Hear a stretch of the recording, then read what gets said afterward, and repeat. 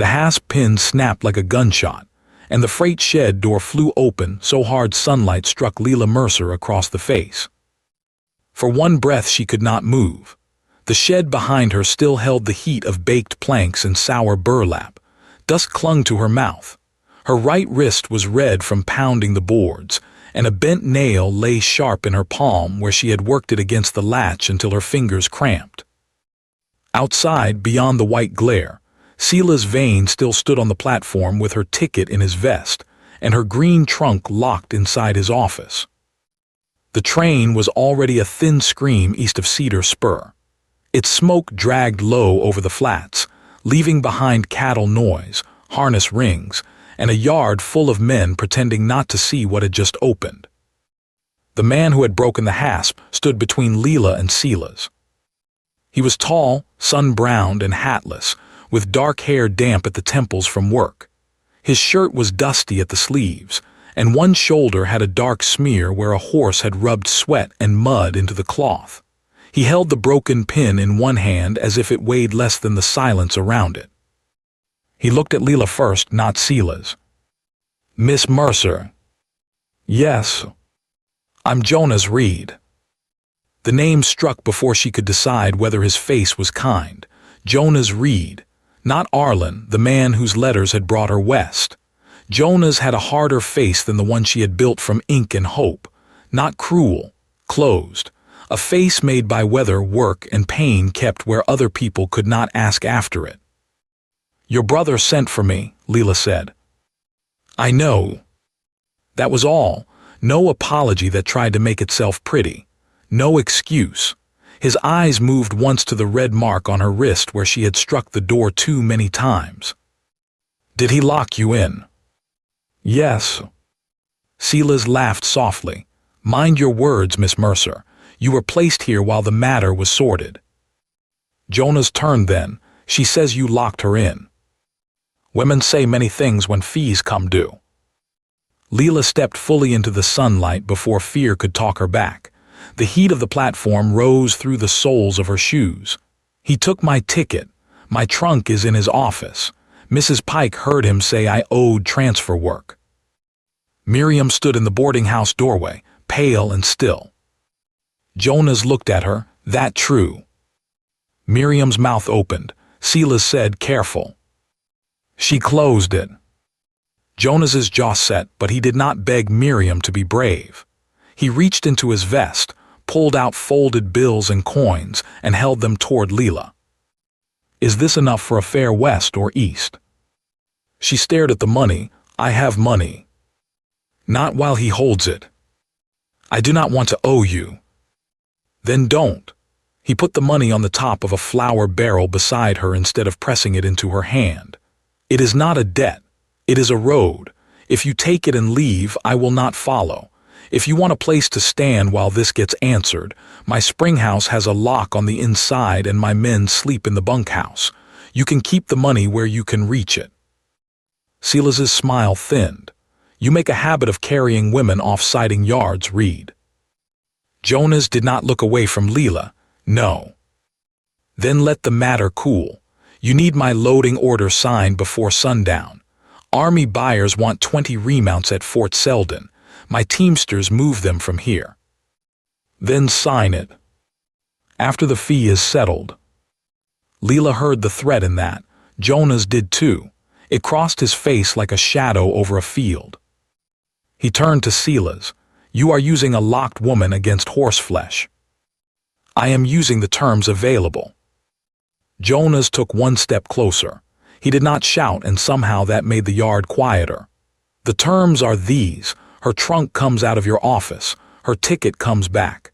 If she chooses to leave, she leaves. If she chooses to stand under my roof until tomorrow's stage, she does that. You do not put her in another shed." "And if I refuse?" Jonas lifted the broken hasp pin. "Then the door is already open." No one laughed. Even the men by the cattle pens stopped shifting ropes through their hands. Lila picked up the money from the flour barrel. She did not put it in her pocket. She held it where Silas could see it. "I will go to Reed Spring until I have my trunk and ticket," she said. "Not as wife, not as debt, as myself. For the first time since the train left, Silas's eyes showed anger instead of polish. Yourself is expensive, Miss Mercer. Lila looked back at the shed, dark inside, hot enough to steal breath. Then she looked at Miriam Pike, who still would not meet her eyes. So is silence, Lila said. Jonas's wagon waited at the edge of the yard with 2 bay horses and 3 sacks of feed in the bed. He helped her up by offering his forearm, not her waist. When she was seated, he climbed to the driver's side and picked up the lines. Silas called after them, "You break my order, Reed, and I break yours." Jonas flicked the lines. "You already tried." Reed Spring lay 7 miles north, where the dry flats lifted into broken grassland, and a line of cottonwoods marked water. Lila sat with the borrowed fare clenched in her glove. Dust worked into her teeth whenever the wind shifted. She did not cry. She had spent too much of the morning begging through boards, and crying felt like giving Silas one more thing to count. Jonas did not fill the road with apology.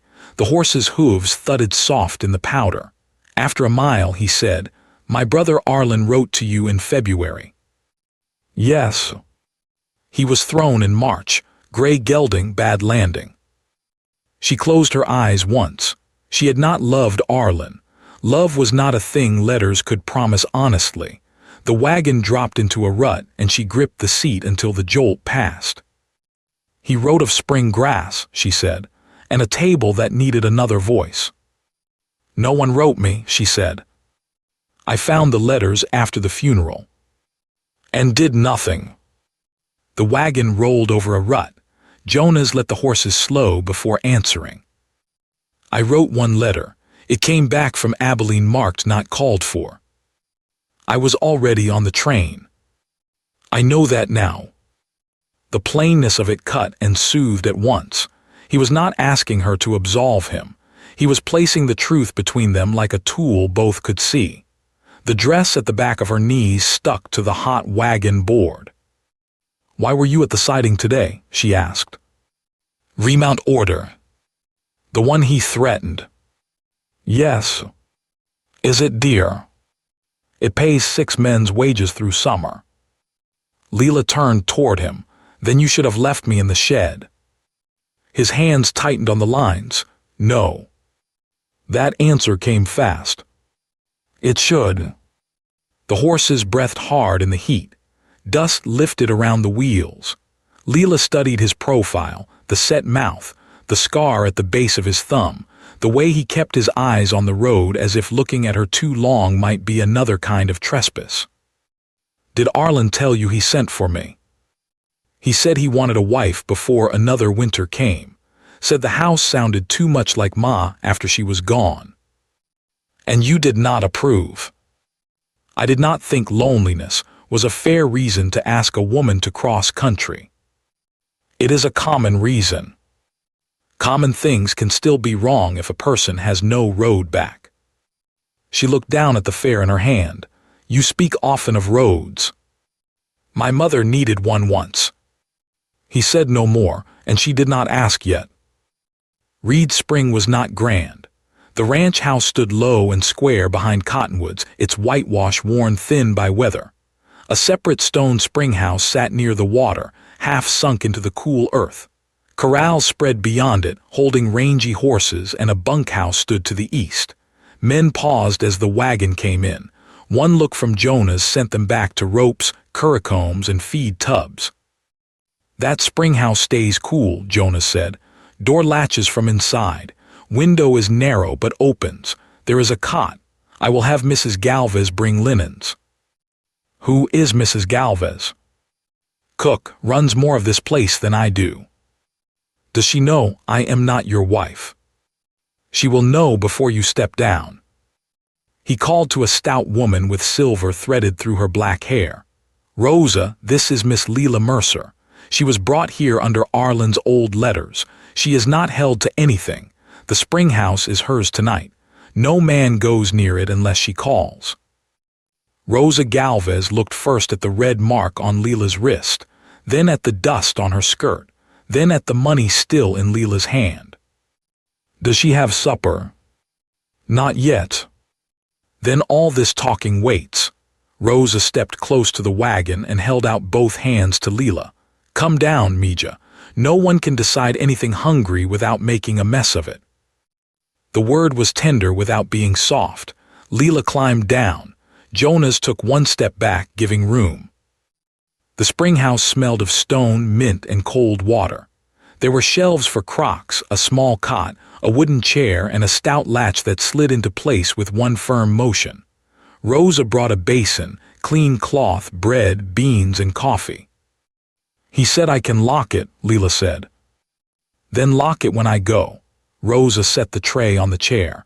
And if any fool rattles it, scream. I have a skillet with a good reach. Lila almost smiled. Thank you. Rosa studied her wrist and the dust on her skirt. Silas Vane. You know him. Everybody knows a man who makes a living standing between need and the road. When Rosa left, Lila slid the latch and stood with her palm against it. For the first time that day, a closed door meant safety because she controlled which side of it she stood on. Outside, Jonas's voice spoke low to his men. No questions at supper, no jokes, no guessing. Anyone makes her smaller for arriving here, he rides out tonight.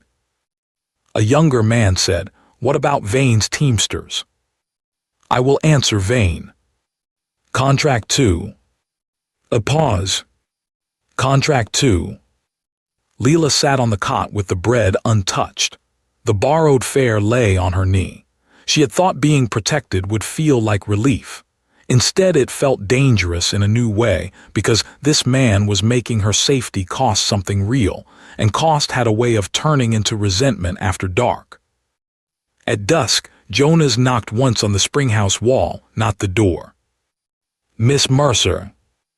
She stood, yes. Your trunk is still at the siding. I sent a hand for it. Vane refused him. She opened the door a handbreadth but kept the latch chain in place. Jonas noticed. Approval moved faintly in his eyes. Then I go tomorrow, she said. Not alone. I have crossed farther than 7 miles alone. You should not have to cross into a trap alone. That is nearly the same thing, said Prettier.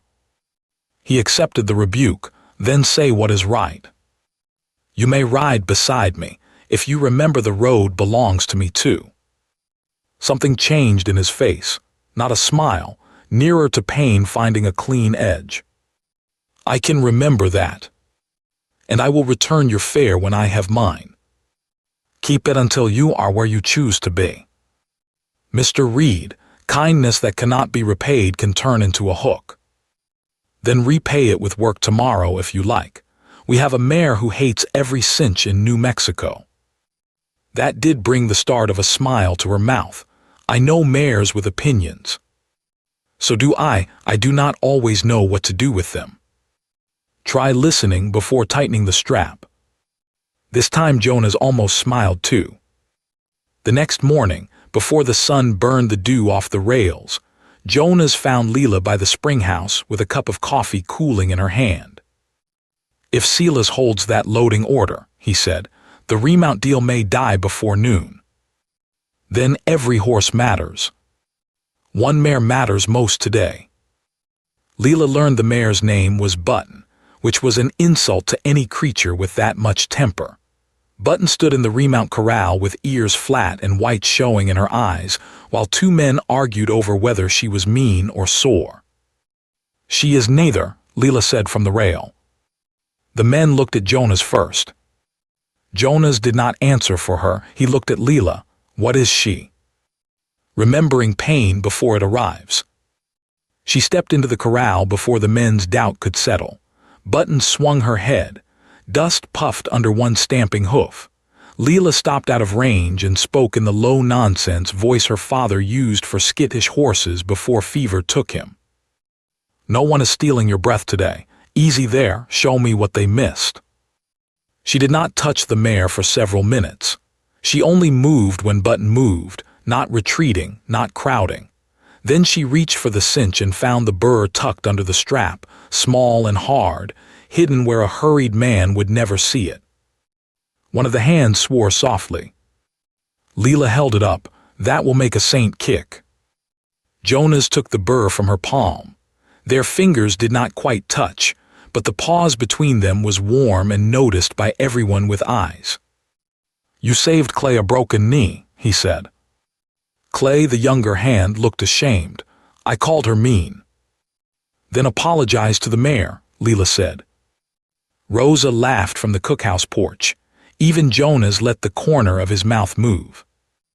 That small laugh shifted the yard. Men who had looked at Lila as a problem began looking at her as a person who could change the day. It did not solve Silas. It did not return her trunk, but it gave her a little ground under her boots. At noon, Jonas found her by the water trough. I ride to Cedar Spur after dinner. We ride, she corrected. We ride, he said. Your men need you here. My men need to know I do not leave debts of honor at a siding. Do not make me a sermon. I was making myself one. His honesty kept disarming her. Men often used honesty like a weapon, sharp where it helped them and hidden where it did not. Jonas seemed to use it like a fence line, plain and sometimes inconvenient. They reached Cedar Spur under hard afternoon sun. The stage horses cropped feed near the trough with slow, wet sounds, and the platform boards gave back the day's heat. Silas was not in the yard.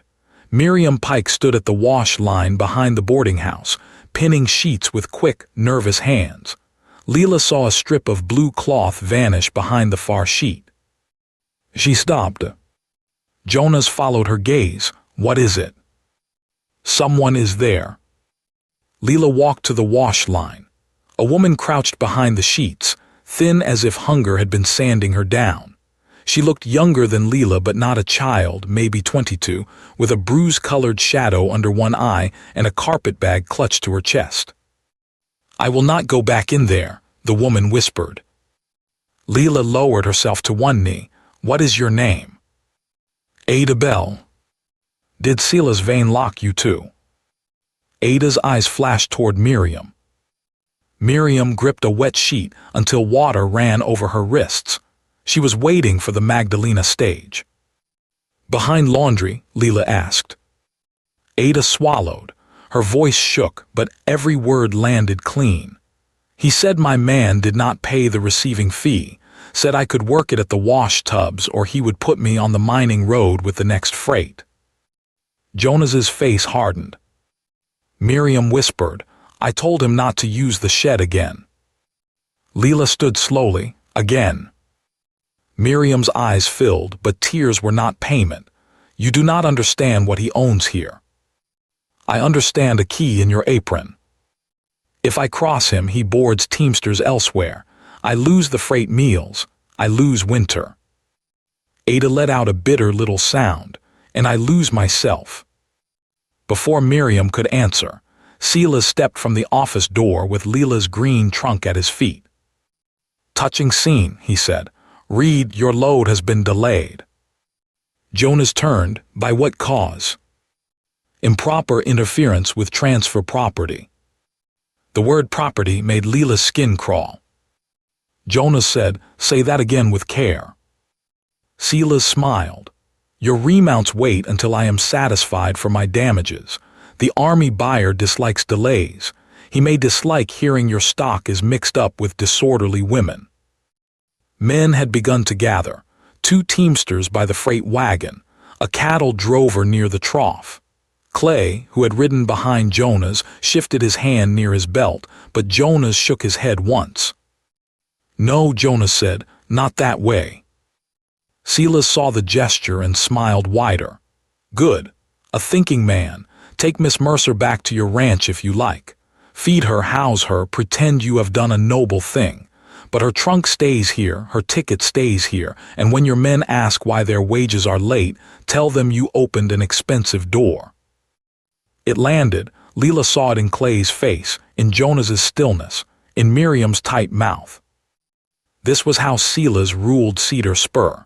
Not by being stronger than every man, but by making decency cost more than most people could pay. Lila stepped forward. How many women? Silas blinked. What? How many transfer fees? How many trunks? Careful, Miss Mercer. You are living on borrowed mercy. No, she said. I am living on borrowed fare. Mercy would have opened the shed. Ada stood behind her, small, frightened, visible. Silas's eyes narrowed. That girl owes me $12. Woman, Lila said. What? She is a woman, so am I. The teamsters looked at one another. It was not enough yet.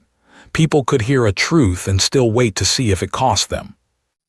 Jonas stepped beside Lila. Load my horses back to Reed Spring. Clay stared at him. Boss. We do not move under Vane's order. Silas laughed. You cannot pay men from pride. No, Jonas said, but I can sell 12 head in Socorro and pay them before I let you use my load to cage women. That was the first visible crack.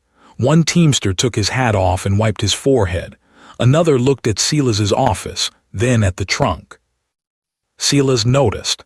Anyone refusing my freight loses my yard. Lila understood then that the confrontation could not finish today. Not while Ada still shook, not while Miriam still chose fear, not while the teamsters were measuring hunger against conscience. A person could be right and still lose if the truth arrived before anyone was ready to hold it.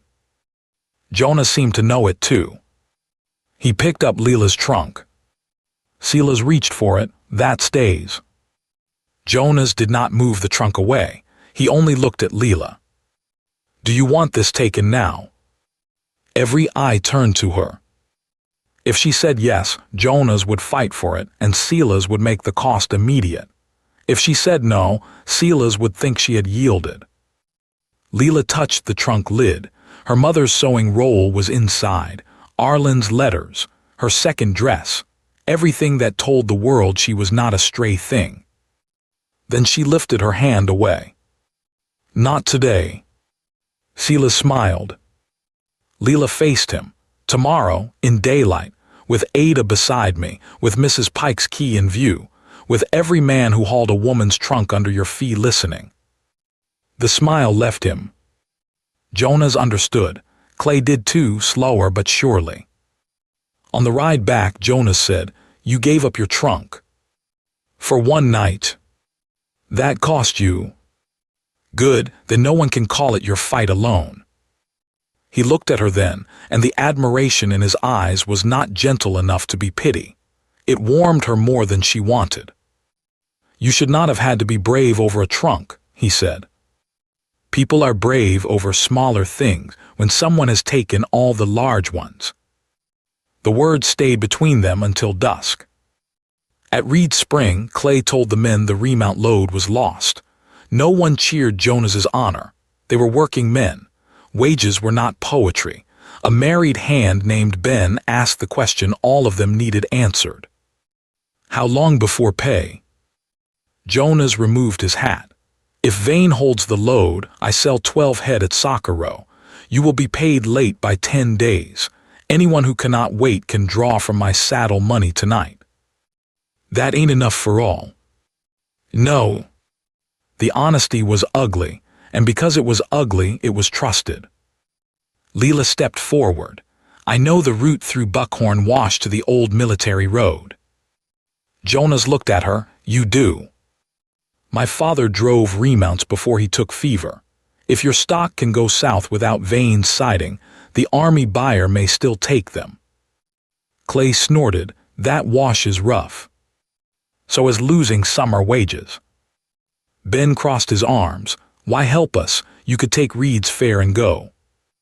Because if Silas wins with my trunk, he uses the next woman's. Because your wages are now tied to my locked door, and I do not like owing strangers pain. No one spoke for a moment. Rosa came from the porch. Then we feed every rider early. Jonas's eyes were on Lila. Buckhorn Wash takes a steady lead. Then use one. I was hoping you would say that. The next day began before sunrise. Lila rode Button, the mare everyone had called mean. Button moved under her like a creature relieved to be understood. Jonas rode beside her at first, then dropped back when he saw she needed no guarding in the saddle. They pushed the remounts through Buckhorn Wash, a dry cut of stone and scrub where wheels could not follow easily. Twice, loose rocks scattered the horses. Once, a gelding broke toward a slope and Lila turned him by cutting across a shallow bend before he could draw others after him. By noon, sweat had soaked her collar and dust had painted every face the same color. At the far end of the wash, Jonas rode up beside her. "You saved the load. We are not at the buyer yet. You saved the chance." She took the canteen he offered. Their fingers touched this time. Neither pulled back too fast. "Why did your mother need a road?" Lila asked. Jonas looked toward the line of horses. For a while she thought he would not answer. She helped a woman run from a man who called marriage ownership. Folks said Ma encouraged shame. Said the woman would have been safer staying where law recognized her. Ma tried to take her to kin in Mesilla. The man's brothers followed. The woman lived. Ma did not. Lila's throat tightened, and people blamed the rescue. They blamed the open door. "So when you opened mine, I heard every old voice telling me what it would cost. But you opened it." He looked at her, the wash light hard on his face. "I am tired of letting dead fear give orders." There were many answers Lila could have made. She chose the plainest. "I am glad." They delivered the horses late, dirty and underweight in temper if not in flesh, to an army buyer who cared more for sound legs than Silas Vane's paperwork. Jonas did not celebrate. He counted the receipt, paid the men enough to quiet fear, and sent Clay to spread word among teamsters that Reed Spring could move stock without Cedar Spur. Silas would hear by morning. He did. But the night before his answer came, Reed Spring did not sleep easily. The remount horses were watered and fed late, the men moving slower than usual because a hard ride leaves worry in the body even after the work is done. Clay sat on an overturned bucket outside the bunkhouse and counted coins into piles, then counted them again as if arithmetic might become mercy if he stared long enough. Ben wrote a letter to his wife by lantern light, scratched out half of it, and started over. Lila saw all of it from the springhouse door. Jonas had paid them what he could. That did not make the fear vanish. Silas Vane had built his power on exactly this kind of arithmetic, the ugly place where a man's conscience met his children's flour barrel. Lila understood it better than she wanted to. She had counted coins in boarding rooms with walls thin enough to hear richer people laugh. Rosa came to the springhouse with a tin cup of coffee, and no unnecessary comfort. "Men are easier to lead when justice pays by Friday," she said. Lila took the cup, and when it does not, then somebody has to show them what to do with their hands. Rosa set a heel of bread beside the cup. "Eat. Thinking hungry makes women too generous to fools." She left before Lila could argue, and the shortness of it made the words stay. Across the yard, Jonas stood with Clay and Ben beside the corral. He was not giving a speech. He was listening while men told him what late wages meant. That listening cost him too. Lila could see it in his shoulders, in the way he did not defend himself when Ben said, "Honor don't put sugar in a baby's porridge." Jonas only answered, "No, I will not pretend it does." Clay noticed Lila watching and looked away, embarrassed by his own worry. "They may not follow us tomorrow," Lila said to the empty doorway. No one answered. That made the answer hers to find. Later, Jonas came to the springhouse with a folded scrap of paper. He stopped outside the open door. "Clay spoke to Rusk before supper," he said. "Rusk hauled 2 trunks this spring after women argued over fees. He will not say it in the yard unless another teamster starts. Then another teamster must start. I cannot make one." "No, but I can ask the stage driver where he puts trunks when a passenger refuses to board." Jonas studied her. "You are building the turn before we get there." "I am tired of discovering danger one locked door at a time." He held out the scrap. Names Clay heard: Ada Bell, Ruthie Marr, Jane Vale, maybe a fourth only called Mrs. Cole. Lila took it carefully. Not a legal proof, not enough to save anyone by itself. Names, though. Names kept women from becoming bundles on a freight list. "Tomorrow I ask Silas for amounts," she said. "If he names different fees, he shows the lie. If he refuses, Ada names hers. If Rusk stands, the Teamsters get a path. If Miriam opens the shed, the women get seen. And if none of them stand, then I do, but I will not stand alone because you dragged me there. I will stand because I choose to." Jonas looked down at his hands. "I keep wanting to prevent the hurt before it reaches you." "I know. And that can become another door." "Yes."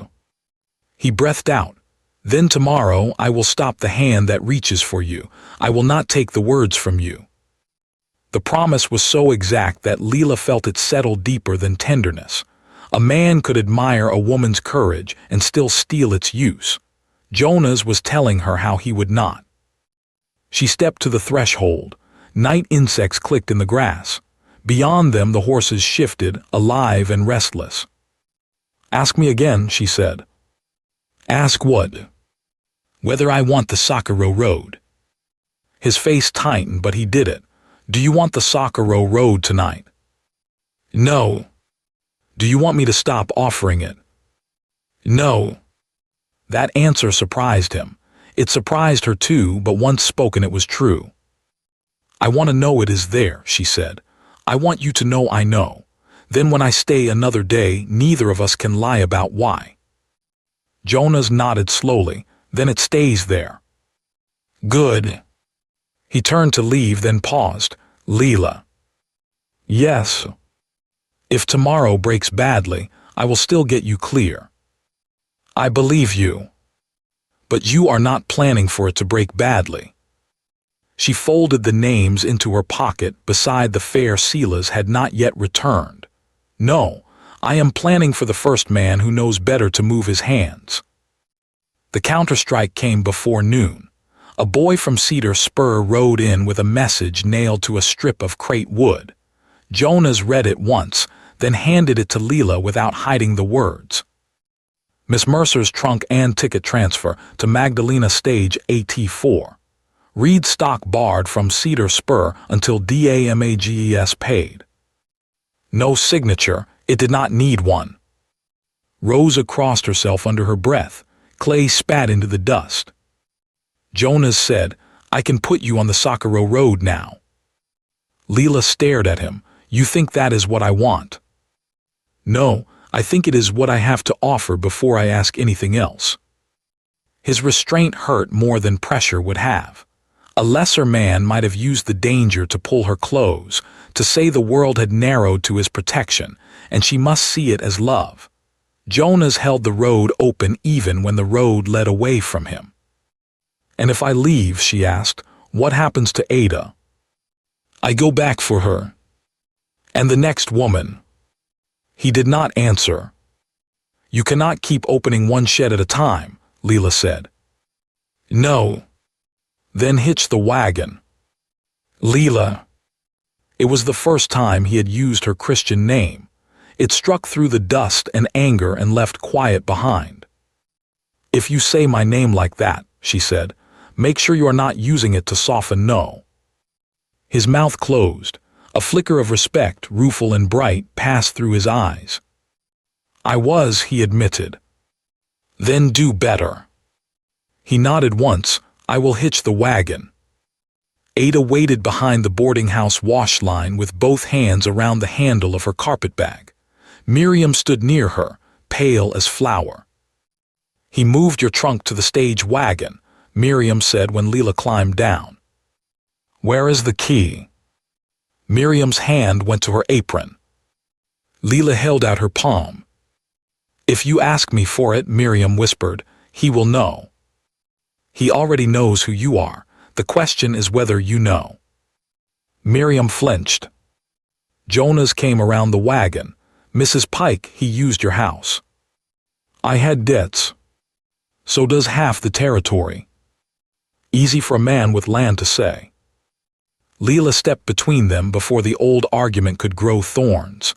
You did wrong because you were afraid. I understand fear. I will not excuse the lock. Miriam's tears spilled then. He said the women were safer waiting there than wandering.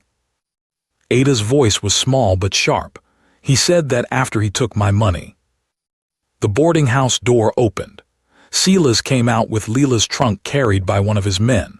Behind him waited the Magdalena stage wagon, its driver watching with the flat patience of someone paid not to care. Perfect, Silas said, the whole rescue party. Lila turned, her palm still open to Miriam. Miriam looked at the key ring. Her fingers trembled. For one terrible second, Lila thought she would fail again. Then Miriam pulled one iron key loose and placed it in Lila's hand. It was not enough, but it was the first true cost. Silas saw it, his face changed. Miriam. She lifted her chin, though fear shook it. You will take your meals elsewhere. You cannot afford that. No, she said, but I cannot afford another woman calling through my wall. The yard had begun to fill. Teamsters, drovers, 2 women from the boarding house, Clay and Ben from Reed Spring, the stage driver, a blacksmith with his apron still on. Boots shifted slowly in the dirt, one pair and then another. Not a crowd gathered for spectacle. A working yard interrupted by a truth it had helped ignore.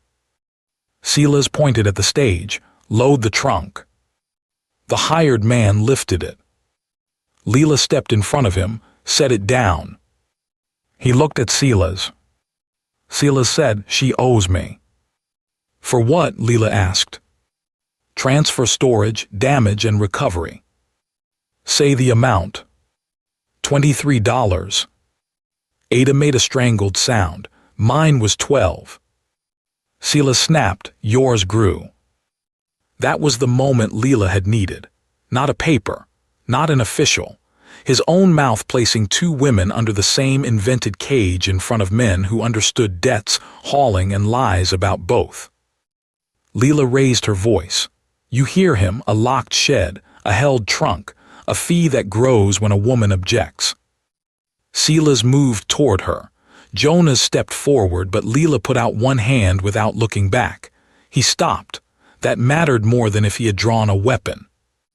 Open the shed, Lila said to Miriam. Miriam took the key back from Lila and walked to the freight shed. Silas lunged for her arm. Jonas caught his wrist and held it, not twisting, not striking, just stopping the motion where everyone could see it. Do not touch her, Jonas said. Silas hissed, you are done in this territory. Maybe, Jonas said, but not before she opens that door. Miriam unlocked the shed. Inside, no woman waited this time, but there were 3 valises against the wall, a shawl Lila recognized from the morning train, and a tin cup on the floor as if waiting there had become a system. Ada covered her mouth. The stage driver took off his hat. Silas spoke quickly. For the first time his voice had a raw edge in it. Travelers leave things, that proves nothing. Lila faced the Teamsters.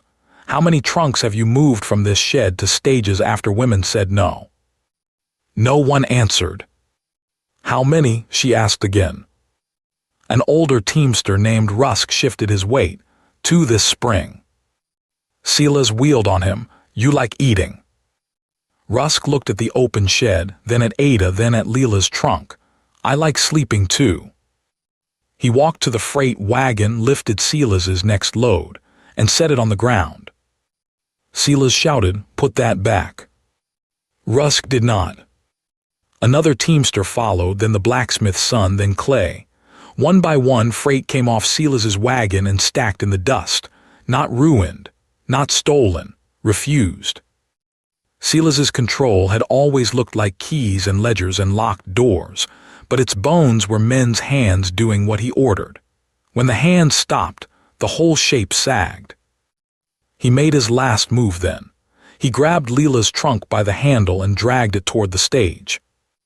"This one goes," he said. "Reed can buy every conscience in Cedar Spur, but he cannot make my property walk." Lila moved faster than Jonas. She stepped onto the wagon tongue, swung down in front of Silas, and put both hands on her trunk. "No man carries me under a fee again." Silas yanked. The handle tore loose. He stumbled back with it in his hand, and the trunk dropped at Lila's feet. The broken handle hung from his fist like proof, too simple to deny. Ada spoke then, voice shaking but clear. "He tore mine too when I would not climb in." The second woman from the boarding house said, "My sister left her shawl in that shed." Rusk stepped between Silas and the stage. "I don't haul women under hidden fees." "You haul what I pay you to haul." "Not today." Silas looked around for obedience and found faces instead. Angry ones, ashamed ones, tired ones. Not noble, not clean, not suddenly innocent, but no longer his. Miriam walked into her office and came out with Silas's small cash box. He went white. "That is mine. Half of it is transfer money paid through my counter," she said. "You thief."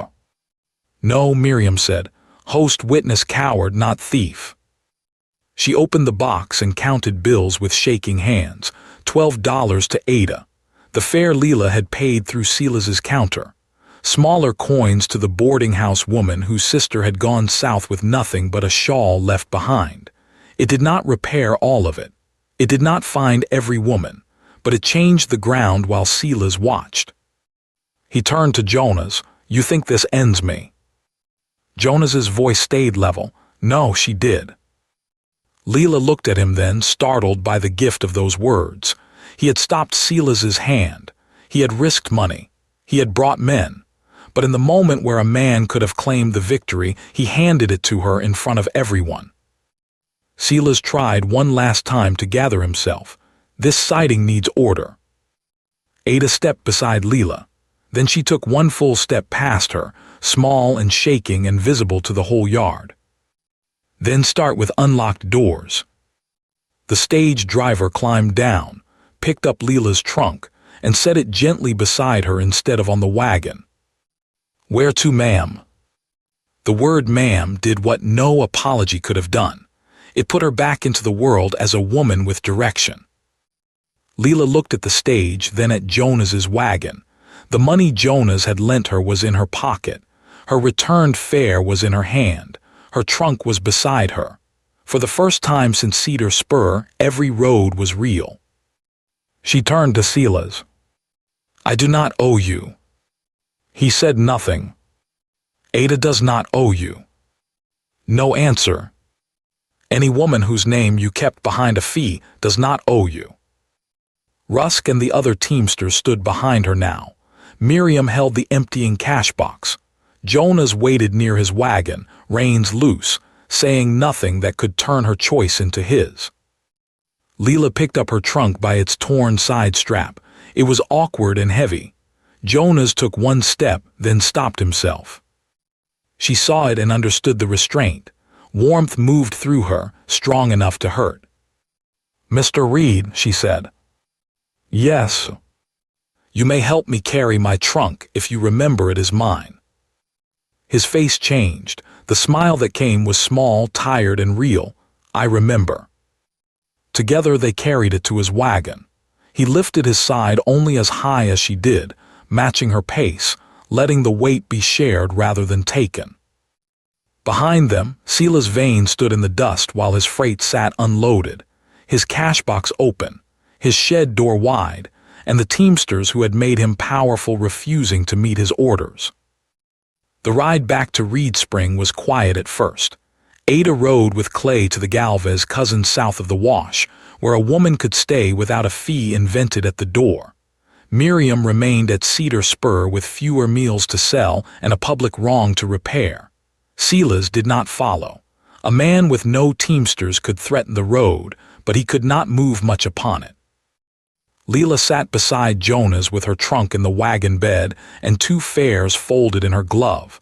The one he had given her and the one Silas had returned. She could leave. She made herself repeat that truth until it became more than an idea. At the first rise, Jonas stopped the wagon.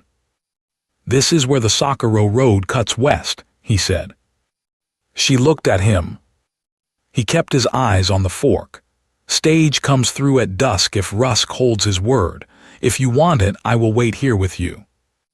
And if I do not? Then Reed Spring has a springhouse until you decide where next, or a room in the main house if Rosa says it is proper, or a place on payroll if you want horsework. None of those are marriage." "You are very careful." "I am trying to be. Careful can be a wall too." He absorbed that. "Then I will say the thing plainly and leave the road open. I want you to stay, not because Arlen wrote letters, not because Silas locked a door, not because I pity what happened. I want you at Reed Spring because the place stood straighter after you stepped into it. I want to know your mind in the morning and hear you argue with my horses. I want to ask to court you when you are free enough to tell me no." Lila's throat tightened. That was not a claim, it was a risk placed in her hands. "And if I say no? I drive you to the stage. And if I say not yet? I learn patience." She looked down the Socorro Road. It ran pale into heat and distance. It was a real road. That was why choosing another mattered. She took the money he had lent her from her pocket and held it out. He did not take it. "Keep it until wages make sense." "No," she said, "the debt ends here." He took the money because she needed him too. Then she lifted the returned fare from Silas. "This one stays with me." "Good. Not because I plan to run. Because you can." She nodded. They drove on. At Reed Spring, Rosa had supper waiting, though she pretended it was no special thing. The men did not cheer when Lila climbed down. That would have made a spectacle where she needed steadiness. Ben touched his hat. Clay asked if Button had eaten. Rosa took one look at the torn trunk handle and said she had leather for that after beans. Lila carried the trunk herself to the springhouse. Jonas walked beside her but did not touch it. At the door she paused. "I do not want the springhouse as a hiding place anymore," she said. "What do you want it as?" She looked at the water stones, the cottonwoods, the yard where work had not stopped just because pain had entered it. "A place to keep milk cool and saddles out of rain until I decide whether your main house has room for my opinions." Cottonwood leaves moved in the sunset with a dry whisper. Far off, a cow called once from the wash. Jonas took his hat off. "Lila Mercer, may I come calling tomorrow evening after supper?" She thought of the road west waiting, because a road should wait when a woman chose not to take it. Then she slid the springhouse key into her pocket and left the door open. "Tomorrow," she said, "and bring Button's new cinch." Jonas smiled then, fully enough that the closed lines of his face broke open. It has been needing them. His boots took one quiet step back on the dirt, and the open door held the last gold light between them.